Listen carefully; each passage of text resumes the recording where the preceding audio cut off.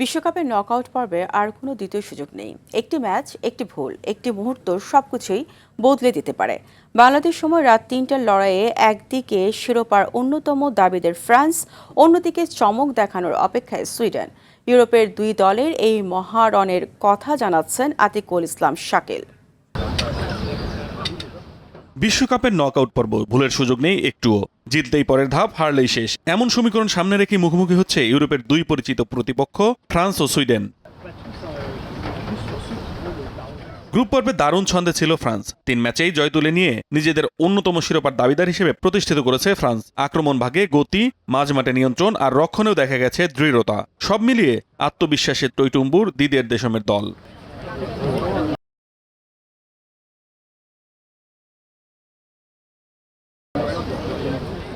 তবে নকআউট ফুটবলের বাস্তবতা ভিন্ন। এখানে অতীতের পরিসংখ্যান কিংবা গ্রুপ পর্বের পারফরম্যান্স খুব বেশি গুরুত্ব পায় না। একটি ভুল, একটি মুহূর্ত কিংবা একটি সেট পিসেই বদলে দিতে পারে পুরো ম্যাচের গল্প।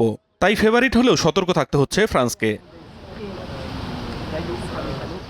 অন্যদিকে সুইডেন হয়তো আলোচনায় কম, কিন্তু লড়াইয়ে নয়। কঠিন পথ পেরিয়ে নকআউটে জায়গা করে নেওয়া দলটি জানে এখন আর হারানোর কিছুই নেই, বরং চাপটা পুরোপুরি প্রতিপক্ষের ওপর। সংগঠিত রক্ষণ, শারীরিক শক্তি এবং দ্রুত পাল্টা আক্রমণই হতে পারে তাদের সবচেয়ে বড় অস্ত্র। দুই দলের আগের লড়াইগুলোর ইতিহাস বলছে ম্যাচগুলো প্রায়ই ছিল প্রতিদ্বন্দ্বিতাপূর্ণ। কখনো ফ্রান্সের দাপট, আবার কখনো সুইডেনের অপ্রত্যাশিত চমক। তাই এবারও সহজ ম্যাচের আশা করছে না কেউ। আতিকুল ইসলাম শাকিল, RTV।